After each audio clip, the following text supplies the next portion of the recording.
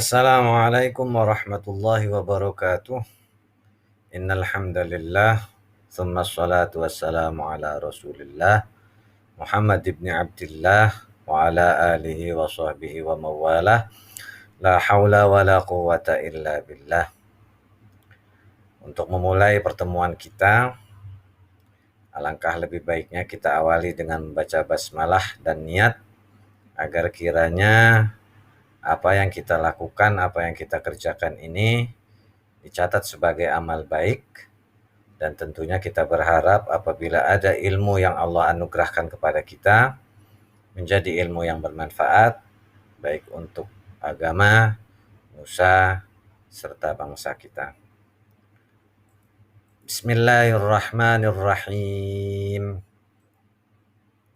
Nawaitu ta'alluma wa ta'lima wal ibadata wal istifadata wal hatha ala tamassuki bi kitabillahi wa sunnati rasulihi wad dalalata ala al-huda wal khair. Amin ya rabbal alamin.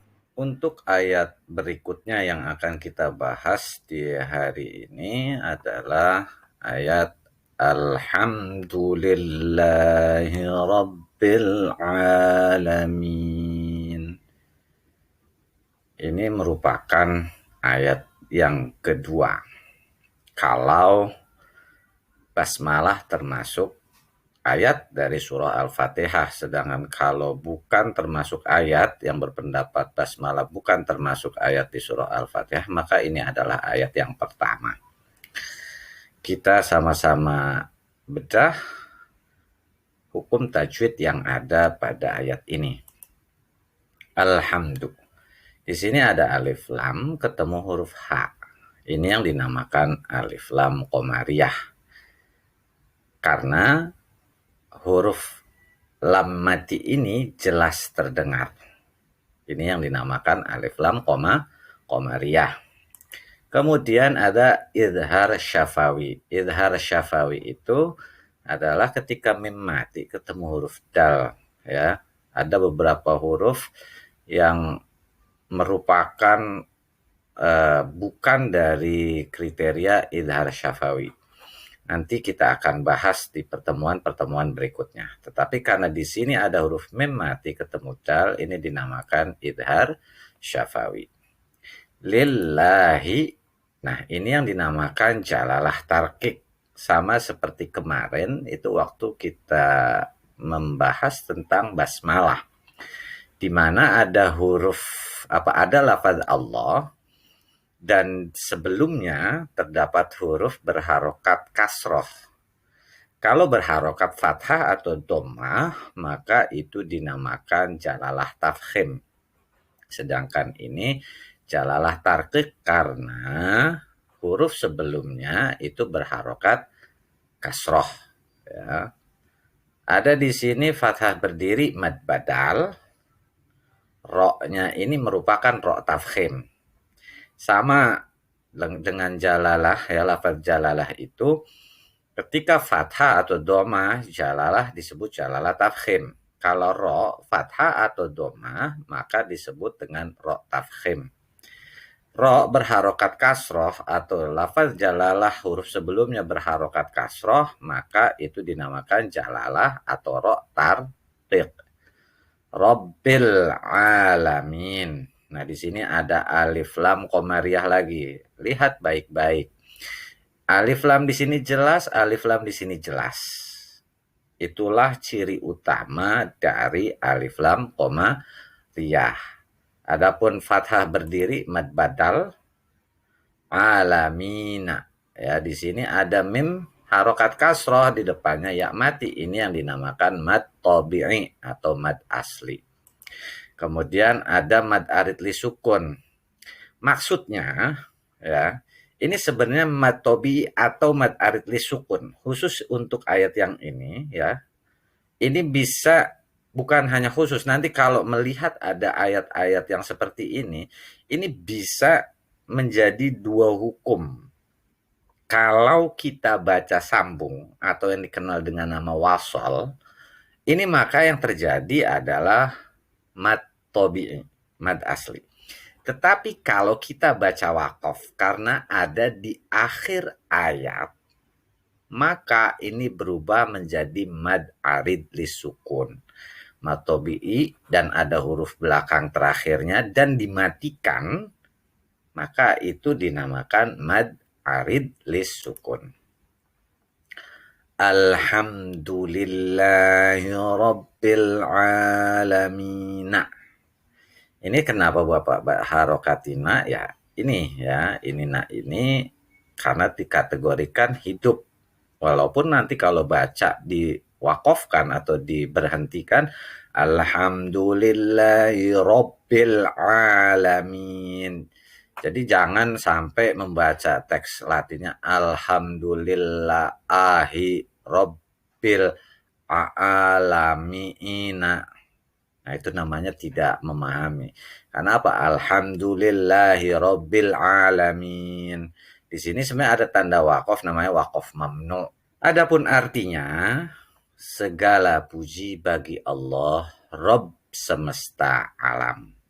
Ada juga yang mengatakan segala puji bagi Allah, Tuhan seru sekalian alam. Apapun itu, yang intinya adalah bahwa ayat ini menjelaskan bahwa pujian itu milik Allah karena Allah lah yang telah menciptakan alam semesta ini beserta isinya. Ibnu Jarir mengatakan makna alhamdulillah, makna alhamdulillah adalah segala bentuk syukur yang ditujukan kepada Allah semata-mata, bukan kepada sesuatu yang disembah selain Allah, dan bukan kepada segala apa yang diciptakan oleh Allah.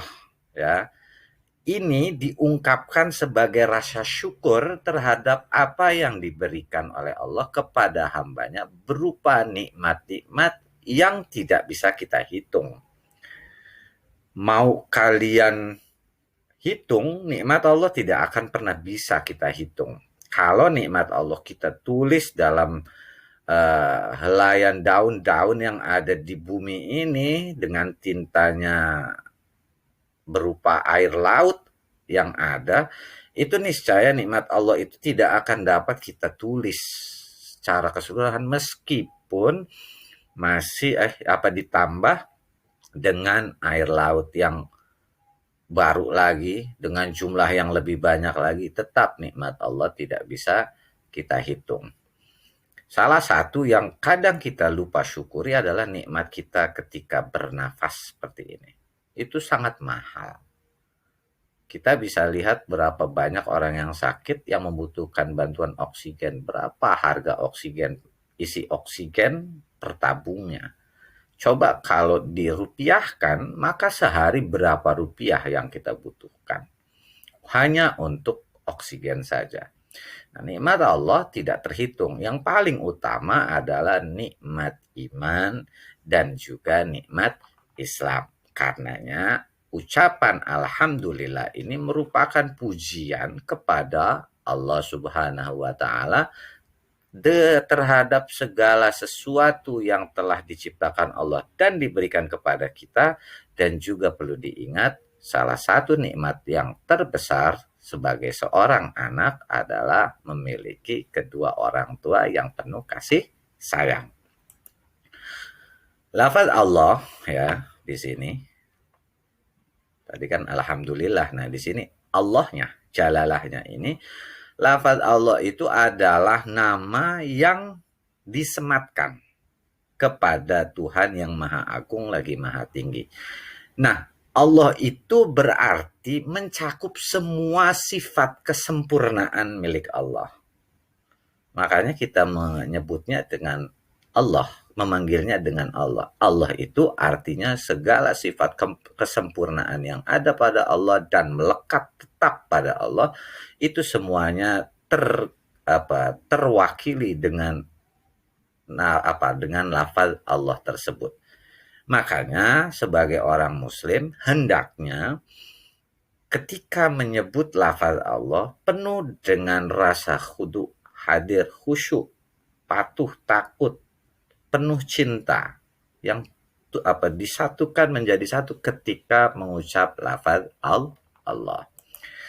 Adapun kata Rob, ya, Rob di sini adalah berarti pemilik atau penguasa yang bertindak.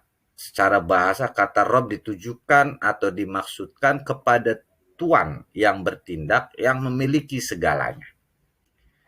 Rob itu berarti pemilik segalanya. Dan semuanya itu adalah benar-benar hak bagi Allah Subhanahu wa Ta'ala. Kata Rob nggak boleh digunakan untuk selain Allah, kecuali apabila disandarkan dengan kata-kata lainnya. Contoh, Rabbud Dar, tuan rumah. Ada juga Rabbul Bait, ya. Itu juga bisa seperti itu. Nah, kalau kata Rob saja, itu mutlak. Dalam arti mutlak tidak bisa ditawar lagi. Itu hanya milik Allah Subhanahu wa Ta'ala. Ayat berikutnya, Ar-Rahmanir Rahim. Ar-Rahman. Nah, kalau tadi Alhamdulillahirabbil alamin adalah alif lam qamariyah, karena lamnya, lam matinya terdengar dengan jelas. Sedangkan untuk kata Ar-Rahman, ini alif lam syamsiyah sebagaimana yang sudah dijelaskan minggu lalu, ya. Di sini lam matinya tidak terdengar dengan jelas. Ini yang dinamakan alif lam syamsiyah. Kemudian ada mad badal di sini, ya, fathah berdiri. Pak, kok ini tidak disebutkan ro berharokat fathah, ro tafkhim? Sengaja Bapak tidak sebutkan supaya apa? Kalian juga segera cermat di sini bahwasanya ada ro tafkhim di sini. Ro tafkhim adalah ro yang berharokat fathah atau dhammah. Ar-Rahmanir Rahim, alif lam syamsiyah lagi, ya. Karena dengan jelas di sini alif lamnya tidak terdengar dengan jelas. Mad tabi'i ada kasroh ketemu ya mati. Bapak lupa, ini kan ada ro tafkhim. Jika Anda mengatakan seperti itu, maka kalian yang mengatakan di sini ada ro tafkhim, maka kalian sudah memperhatikan bahwasanya tadi sudah Bapak jelaskan di sini ada ro berharokat fathah, di sini ada ro berharokat fathah, maka hukumnya adalah ro tafkhim. Kemudian mad arid li sukun, sama seperti yang ayat tadi, ya, alhamdulillahirabbil alamin. Ketika dibaca wasal sambung, ini mad tabi'i. Tetapi ketika dibacanya waqaf atau berhenti, maka ini dihukuminya mad arid lis sukun. Ar-Rahmanir Rahim. Kan ini ada mi-nya kalau dibaca wasal. Tetapi kalau kita bacanya waqaf, Ar-Rahmanir Rahim. Ingat baik-baik di sini ha. Jangan kalian bacanya Ar-Rahmanir Rahim. Itu keliru. Tapi yang benar Ar-Rahmanir Rahim. Tipis, ya. Haknya di sini hak yang tipis. Yang maha pemurah lagi maha penyayang. Kalau pada pertemuan yang membahas tentang basmalah sudah dijelaskan bahwasanya Ar-Rahman ini maha pengasih, Ar-Rahim juga yang maha pengasih. Kalau Ar-Rahman dikatakan penyayang, maka Ar-Rahim juga penyayang. Hanya perbedaannya Ar-Rahman itu sifatnya umum dan bersifat berwaktunya, temponya sementara. Yaitu hanya di dunia. Makanya pada penjelasan basmalah waktu kemarin dijelaskan bahwasanya Ar-Rahman itu sifatnya sementara. Jadi semua makhluk Allah yang ada di bumi dan di semesta ini mendapatkan Ar-Rahman-nya Allah. Tetapi Ar-Rahim ini hanya diperoleh untuk hamba-hambanya yang taat dan patuh kepada Allah Subhanahu wa Ta'ala. Imam Al-Qurtubi mengatakan Allah mensifati dirinya dengan sifat Ar-Rahman Ar-Rahim. Yang maha pemurah lagi maha penyayang. Atau yang maha penyayang di dunia dan maha penyayang juga di akhirat nanti. Nah, kata Ar-Rahmanir Rahim disebutkan oleh Allah ini setelah Alhamdulillahi Rabbil Alamin. Nah, di sini tujuannya ketika sudah menyebutkan Rabbil Alamin, maka disandingkan dengan kalimat Ar-Rahmanir Rahim, ini untuk menyandingkan antara targhib dan tarhib. Apa itu targhib? Targhib itu sesuatu yang membuat hati kita terpikat. Sesuatu yang membuat hati kita menjadi rindu. Sesuatu yang membuat kita menjadi cinta. Kalau tarhib, itu sesuatu yang membuat hati menjadi takut. Tarhib yang membuat hati menjadi cemas. Tarhib sesuatu yang membuat hati menjadi galau. Jadi targhib dan tarhib itu disandingkan dengan kata Rabbil Alamin dan Ar-Rahmanir Rahim. Ini yang harus kita pahami selaku muslim. Jadi jangan hanya membaca ketika sholat tetapi tidak diresapi maknanya.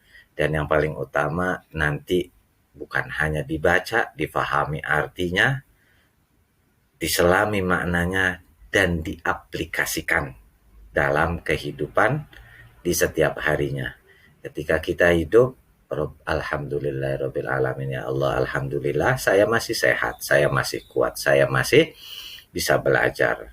Ar-Rahmanir Rahim, ya Allah, dengan rahmatmu, dengan kasih sayangmu, alhamdulillah saya masih bisa menikmati iman Islam, saya masih sehat, saya masih bisa belajar, saya masih punya orang tua yang sayang. Itulah tujuan dari kita mempelajari Al-Quran. Seperti biasa Bapak ingatkan, catatlah apa yang sudah disampaikan. Catat, bukan hanya kalian tonton, dengarkan, tidak, tetapi catat juga materi-materi yang sudah disajikan ini. Supaya apa? Supaya mengikat ilmu kalian. Karena menurut sesuai dengan perkataan Imam Syafi'i, ilmu itu seperti hewan yang liar. Jadi kalau tidak dicatat, dia bisa pergi. Maksudnya tidak diikat. Kalau hewan itu tidak diikat, dia bisa kabur begitu saja. Sama seperti ilmu. Nah, cara mengikat ilmu adalah dengan mencatatnya. Dan seperti biasa, setelah ini kalian absen dan juga mengisi evaluasi harian. Adapun untuk password yang digunakan di hari ini adalah merciful. Merciful ini adalah bahasa Inggris dari Ar-Rahman. Demikianlah tadi pertemuan kita di hari ini. Kita sama-sama berharap agar kiranya Allah Subhanahu wa Ta'ala meridhoi apa yang kita kerjakan dan apa yang kita lakukan. Dan untuk mengakhirinya, kita akhiri dengan kafaratul majlis. Subhanakallahumma wa bihamdika asyhadu an la ilaha illa anta astaghfiruka wa atubu ilaik. Walhamdulillahi rabbil alamin. Wassalamualaikum warahmatullahi wabarakatuh.